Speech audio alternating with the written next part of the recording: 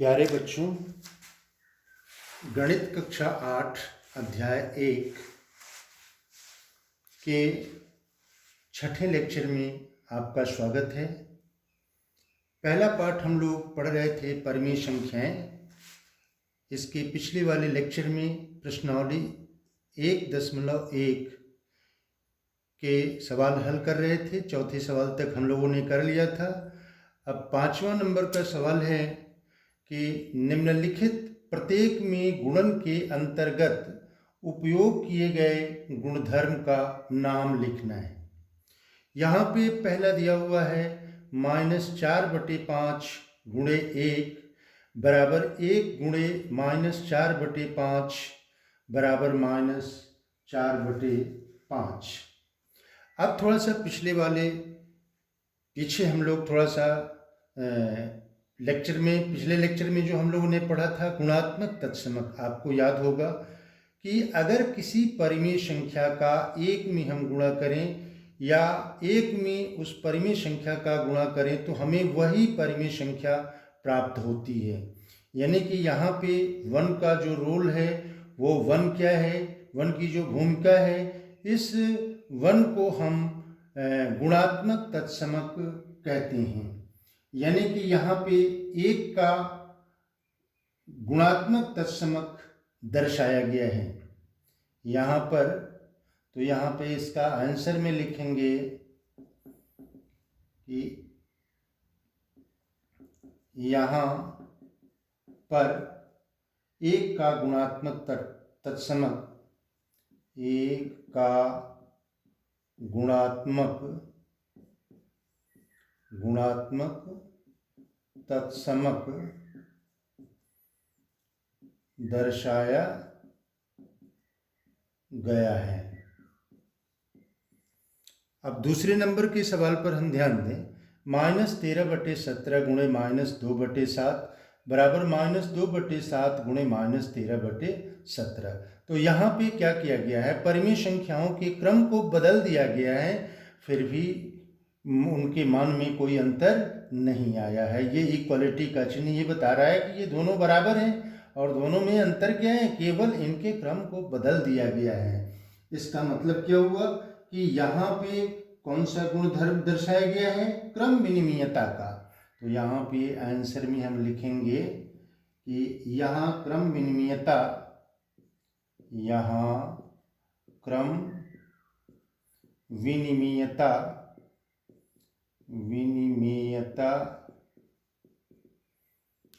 का गुणधर्म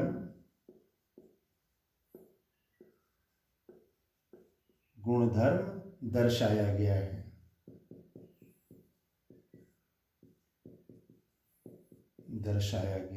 ठीक है। अब तीसरे नंबर पर हम आए। यहाँ पे देखें -19/29 गुणे 29/-19 है, यानी कि इसका ये व्युत्क्रम है। और हम ये जानते हैं कि अगर एक परिमेय संख्या को दूसरे परिमेय संख्या में हम गुणा करें और उसका गुणनफल यदि 1 आता है तो हम ये कहते हैं कि पहली परिमेय संख्या का व्युत्क्रम दूसरी वाली संख्या है और दूसरी का पहली है। इसका मतलब क्या हुआ कि यहाँ गुणात्मक प्रतिलोम के गुणधर्म को दर्शाया गया है। तो यहाँ पे आंसर में हम लिखेंगे कि यहाँ गुणात्मक प्रतिलोम, यहाँ गुणात्मक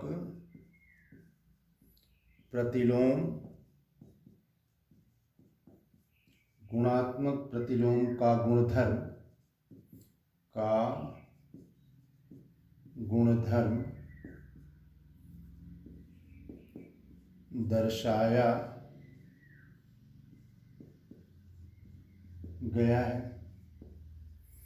तो ये 5वें नंबर का सवाल हमारा कंप्लीट हो गया। अब इसके बाद हम छठे नंबर पर आते हैं।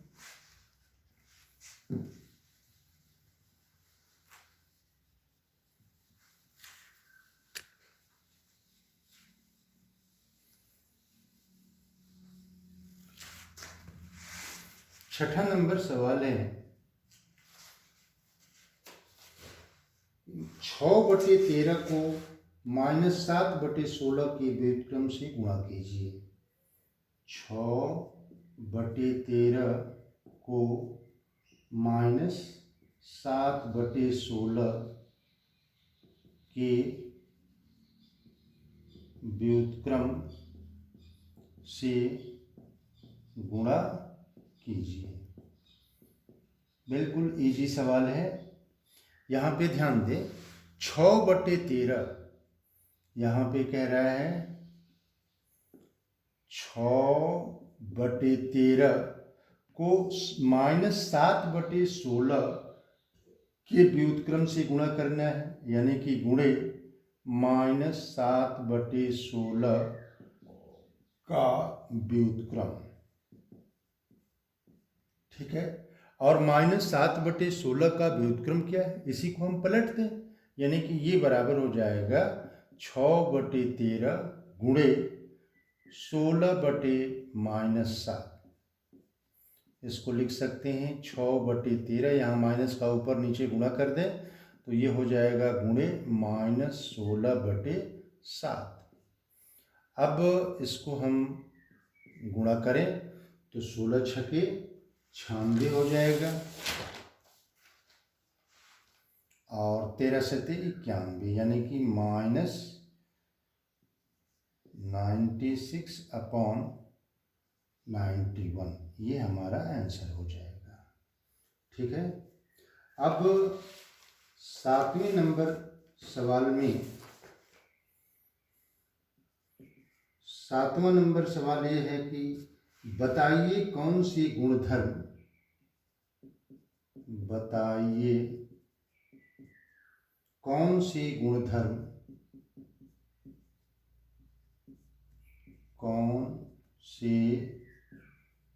गुणधर्म की सहायता से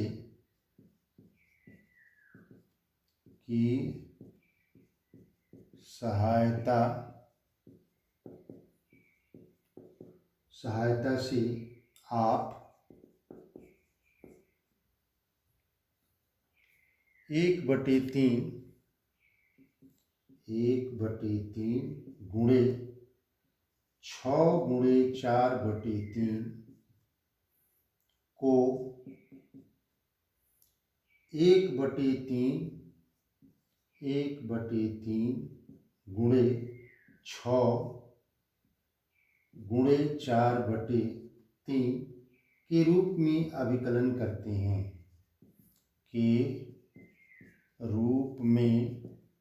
अभिकलन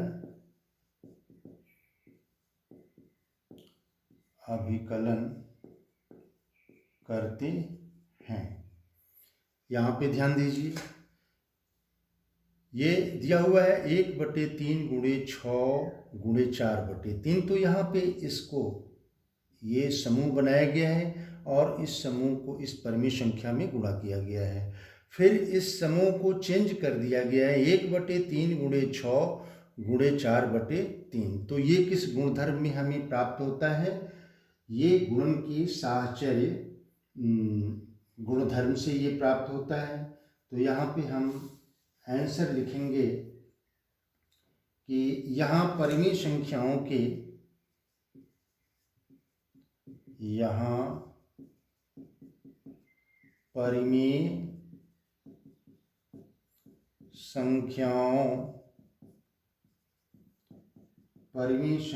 की साहचर्य गुणधर्म को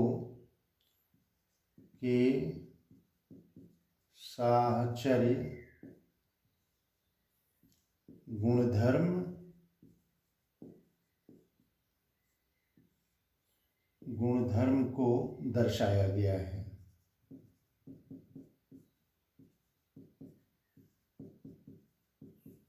साहचर्य गुणधर्म को दर्शाया गया है। ठीक है, अब हम लोग अगले सवाल पर आते हैं, 8वें नंबर पे।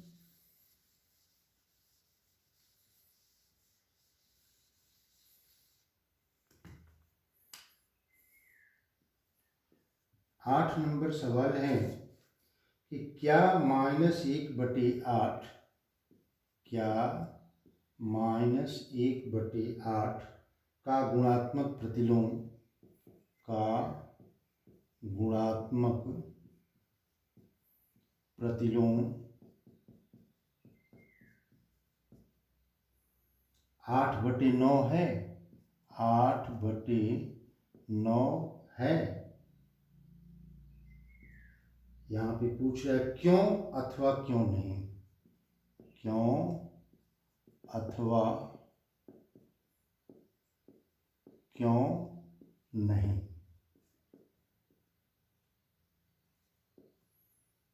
अब यहाँ पे ध्यान दीजिए, यहाँ पे -1/8 का गुणात्मक प्रतिलोम 8/9 होगा कब?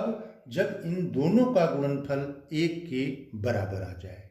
क्योंकि गुणात्मक प्रतिलोम की हम परिभाषा जानते हैं कि अगर एक परिमेय संख्या को दूसरी परिमेय संख्या में हम गुणा करें और उसका गुणनफल अगर 1 आता है तो इसका मतलब वो दोनों संख्याएं एक दूसरे की क्या कहलाएंगी? गुणात्मक प्रतिलोम कहलाएंगी। तो अब यहाँ पे हम चेक करें, -1/8 में -1 नहीं, -1 सही है, ये एक सही 1/8 में -1 सही 1/8 में हम 8/9 का गुणा करें तो इसको थोड़ा सॉल्व करें। 8 एकम 8 और 1 9, तो ये हो जाएगा -9/8 गुणे 8/9।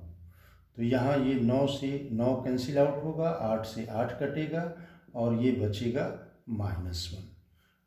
इसका मतलब क्या हुआ कि इन दोनों का गुणनफल 1 के बराबर नहीं आ रहा है। तो जब 1 के बराबर नहीं आ रहा है तब हम ये कहेंगे कि -1 सही 1/8 का गुणात्मक प्रतिलोम 8/9 नहीं है। क्यों नहीं है? क्योंकि इनका गुणनफल 1 के बराबर नहीं है। तो यहाँ पे हम लिखेंगे कि -1 सही 1/8 का गुणात्मक प्रतिलोम का गुणात्मक प्रतिलोम का गुणात्मक प्रतिलोम 8/9 नहीं है, 8/9 नहीं है। क्यों नहीं है? क्योंकि इनका गुणनफल 1 नहीं है, क्योंकि इनका गुणनफल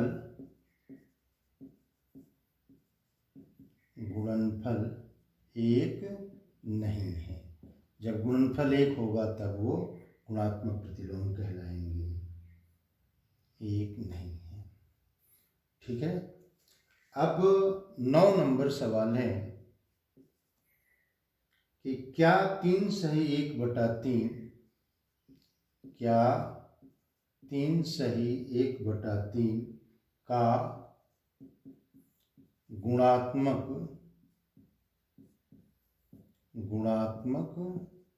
प्रतिलोम 0.3 है?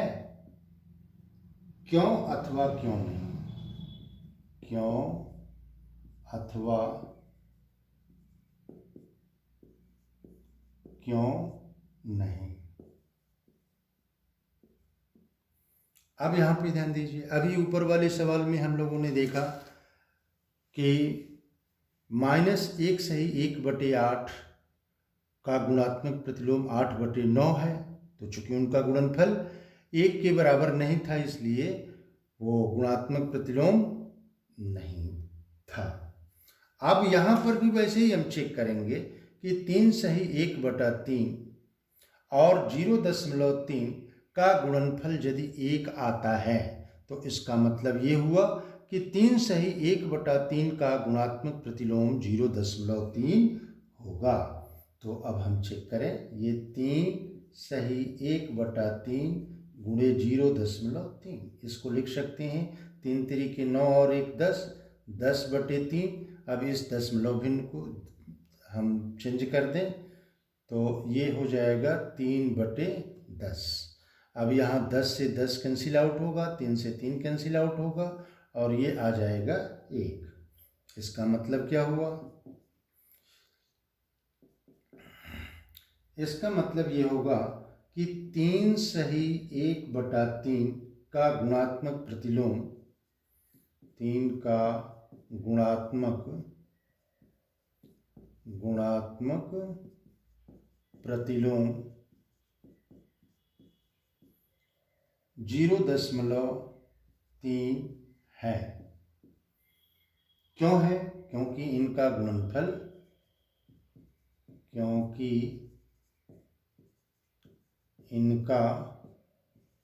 गुणनफल 1 है। ठीक है। अब हम लोग आते हैं क्वेश्चन नंबर 9 पे। हाँ, यहाँ पे देखिए क्वेश्चन नंबर 10। इसमें आपको लिखना है, लिखिए ऐसी परिमेय संख्याएं जिसका कोई व्युत्क्रम नहीं है। तो ऐसी परिमेय संख्या 0 होगी, क्योंकि आंसर में ये हम 0 लिखेंगे, क्योंकि 0 का जो व्युत्क्रम अगर हम लिखना चाहें तो 0 का व्युत्क्रम क्या होगा? 0 का व्युत्क्रम 1/0, और 1/0 क्या है? परिभाषित नहीं है ये संख्या, परिभाषित 1/0 परिभाषित नहीं है। इसका मतलब क्या हुआ? इसका मतलब ये हुआ कि ऐसी परिमेय संख्या जिसका कोई व्युत्क्रम नहीं है, वो परिमेय संख्या कौन सी है? 0 है। ठीक है। अब दूसरे नंबर पर आते हैं, परिमेय संख्याएं जो अपने व्युत्क्रम के समान है। अब यहाँ पे देखिए 2 परिमेय संख्याएं हमको मिलेंगी। पहला तो 1, तो 1 का व्युत्क्रम क्या होगा? 1 ही होगा। और -1 है, ये 1 का व्युत्क्रम कितना होगा? ये होगा 1/1, ये बराबर 1। और फिर -1 का व्युत्क्रम, -1 का व्युत्क्रम कितना होगा? माइनस ये 1/-1, और ये बराबर किसके होगा? -1 के बराबर होगा। इसका मतलब क्या हुआ कि परिमेय संख्याएं जो अपने व्युत्क्रम के समान हैं, वो कौन कौन सी परिमेय संख्याएं हैं? 1 और -1। तो यहाँ पे आंसर में लिखाएगा कि 1 व -1। अब तीसरे नंबर पर हम चलते हैं कि परिमेय संख्याएं जो अपने ऋणात्मक के समान हैं। परिमेय संख्याएं जो अपने ऋणात्मक के समान हैं, तो इसमें 0 ही संभव है। 0, अब इसको अगर हम लिखना चाहें तो ये 0 का 0 और ये ऋण 0, ये दोनों का मतलब एक ही है। यानी कि परिमेय संख्याएं जो अपने ऋणात्मक के समान हैं, वो क्या है? 0 है। ठीक है, ये आंसर हो जाएगा। अब इसके बाद हम लोग चलते हैं क्वेश्चन नंबर 11 पर। 11 नंबर क्वेश्चन ये कहता है कि रिक्त स्थानों की पूर्ति कीजिए। तो यहाँ पे पहला इसमें कह रहा है कि 0 का व्युत्क्रम है। अभी ऊपर हम लोगों ने देखा था कि 0 का व्युत्क्रम परिभाषित नहीं है। यानी कि अगर 0 है तो 0 का व्युत्क्रम हम लिखें 1/0, तो 1/0 क्या होगा? परिभाषित नहीं होगा। तो यहाँ पे हम लिखेंगे कि परिभाषित नहीं है, परिभाषित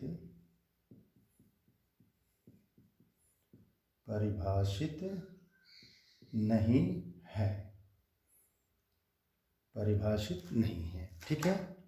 अब दूसरा नंबर में ये कह रहा है कि संख्याएं इतना तथा इतना स्वयं के व्युत्क्रम है। तो इस सवाल को भी हम लोगों ने 10वें सवाल में देखा था कि कौन कौन सी संख्याएं स्वयं के व्युत्क्रम हैं, एक और -1, एक और -1। भाई एक का व्युत्क्रम क्या होगा, एक का व्युत्क्रम 1/1 होगा, ये बराबर 1 के होगा, यानी कि 1 स्वयं के व्युत्क्रम के बराबर है। ठीक इसी तरह से अगर -1 का व्युत्क्रम हम निकालें तो -1 का व्युत्क्रम हो जाएगा कितना, 1/-1, और ये बराबर कितना होगा, -1। इसका मतलब क्या हुआ कि 1 और -1 स्वयं के व्युत्क्रम के बराबर हैं। ठीक है, स्वयं के व्युत्क्रम के समान है, व्युत्क्रम के समान है, ये क्वेश्चन है। ठीक है, अब तीसरा नंबर है कि -5 का व्युत्क्रम क्या होगा। तो -5 का व्युत्क्रम, -5 का व्युत्क्रम 1/-5, और 1/5 को हम क्या लिख सकते हैं, -1/5। तो यहाँ पे हम भरेंगे -1/5।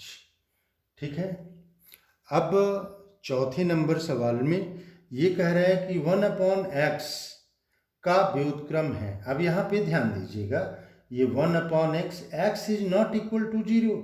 अगर x, यानी कहने का मतलब ये है कि ये ऐसी परिमित संख्या है जिसमें x यानी कि इसका हर 0 के बराबर नहीं है। अगर 0 आ जाएगा तब तो ये अपरिभाषित हो जाएगा।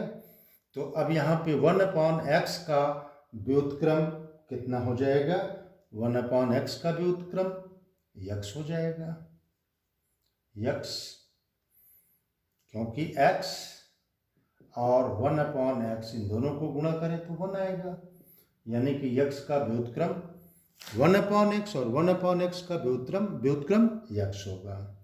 अब पांचवा नंबर सवाल है कि दो परिमेय संख्याओं का गुणनफल हमेशा परिमेय संख्या होती है। दो संख्याओं को अगर हम गुणा करें, दो परिमेय संख्याओं को, तो उनका गुणनफल भी क्या होगा, परिमेय संख्या होगी। इस चीज़ को हम लोगों ने संवृत्त गुणधर्म में पढ़ा था। तो यहाँ पे हो जाएगा परिमेय संख्या, यहाँ भरेंगे हम परिमेय संख्या। ठीक है, अब लास्ट क्वेश्चन है कि किसी धनात्मक परिमेय संख्या का व्युत्क्रम भी धनात्मक होता है। तो यहाँ पे हो जाएगा धनात्मक। अब ये पूरी प्रश्नावली आपकी कंप्लीट हो गई। अब इसके बाद अगले लेक्चर में हम लोग ये परिमेय संख्याओं को रेखा पर कैसे दर्शाया जाएगा, और परिमेय संख्याओं के बीच परिमेय संख्याओं को हम कैसे, दो परिमेय संख्याओं के बीच परिमेय संख्याओं को कैसे हम ज्ञात करेंगे, इसका अध्ययन करेंगे। फिर उसके बाद से एग्जाम्पल, ये प्रश्नावली पर चलेंगे। अब आज इतना ही। Best of luck.